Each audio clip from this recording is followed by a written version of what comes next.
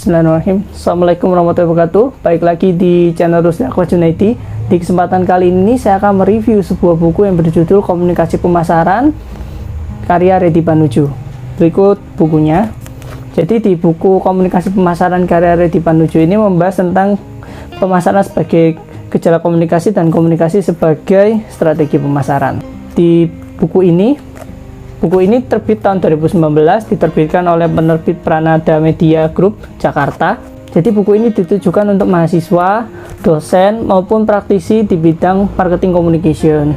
Buku ini hadir yakni sebagai salah satu referensi di bidang komunikasi pemasaran. Khususnya di buku ini menjelaskan tentang berbagai macam leveling marketing communication, mulai dari level individu hingga level global. Jadi selain itu, buku ini juga menjelaskan marketing public relation, kemudian menjelaskan tentang advertising atau periklanan, kemudian cara memasang iklan, dan yang terakhir yaitu komunikasi pemasaran di level global. Buku ini berisi 202 halaman. Oke, next. Jadi kurang lebih buku ini berisi 10 bab antara lain.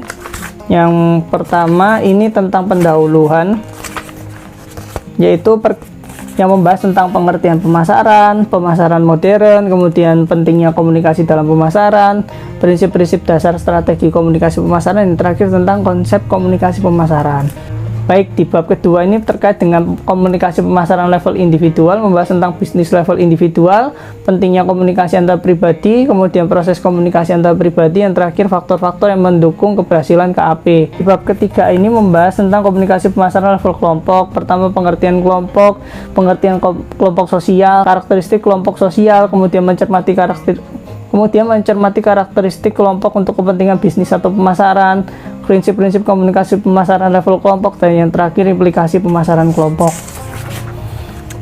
Di bab keempat ini membahas tentang komunikasi pemasaran level organisasi. Yang pertama, keterkaitan pemasaran dan organisasi. Kedua, corporate communication. Ketiga, contoh visi perusahaan besar. Iklim organisasi, pengaturan komunikasi atau organizing communication. Yang terakhir, pembagian tugas, fungsi, dan kewenangan komunikasi korporasi. Di bab kelima ini ada komunikasi pemasaran level massa, yang membahas terkait dengan prinsip komunikasi pemasaran level massa. Terus yang kedua adalah taksonomi komunikasi pemasaran. Di bab keenam ini membahas tentang komunikasi pemasaran level global, dalam kurung dampak kedikdayaan pasar bebas. Ini terkait dengan prolog, indikator perdagangan, hakikat globalisasi.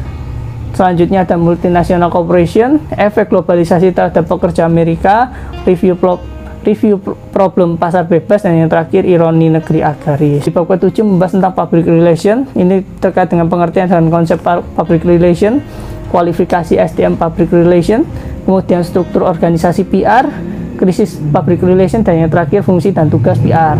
Di bab ke-8 advertising atau periklanan, membahas tentang pengertian iklan, efek iklan, jenis-jenis iklan, perkembangan periklanan di Indonesia, dan yang terakhir elemen kreatif dalam iklan. Di bab 9 ini membahas tentang merancang iklan. Pertama terkait dengan strategi kreatif, kemudian desain kreatif, media planning, daya tarik iklan, mengemas pesan iklan, dan yang terakhir target market. Selanjutnya terakhir di bab 10 komunikasi pemasaran sosial, membahas pertama terkait dengan pengertian komunikasi pemasaran sosial, yang kedua desain produk sosial, dan yang terakhir contoh pemasaran sosial yang berhasil.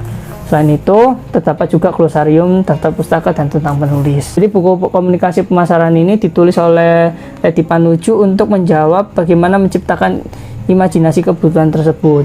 Jadi terkait dengan struktur isi dalam buku komunikasi pemasaran ini cukup erat kaitannya dengan buku Spektrum Komunikasi Organisasi. Bisa dibilang sebelum membaca komunikasi pemasaran ini, jadi teman-teman bisa memahami atau membaca dulu buku Bapak Reddy Panuju yang berjudul Spektrum Komunikasi Organisasi. Link di atas ini bisa dibaca juga.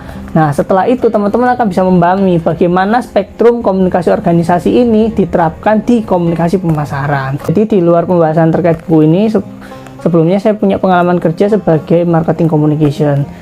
Jadi saya ketika berposisi sebagai praktisi membaca buku Bapak Reddy Panuju ini, yang saya tangkap adalah dari buku ini Bapak Reddy Panuju berusaha memberikan gambaran mengenai level link atau tingkatan dalam komunikasi pemasaran, sehingga nantinya praktisi, dosen, mahasiswa maupun akademisi Yang membaca buku ini tahu bagaimana menempatkan komunikasi pemasaran dalam berbagai macam level organisasi. Jadi, kesimpulan saya setelah membaca buku Bapak Reddy Panuju yang berjudul Komunikasi Pemasaran ini, dapat saya katakan bahwa buku ini cukup rekomendasi bagi mahasiswa, dosen maupun praktisi di bidang marketing communication.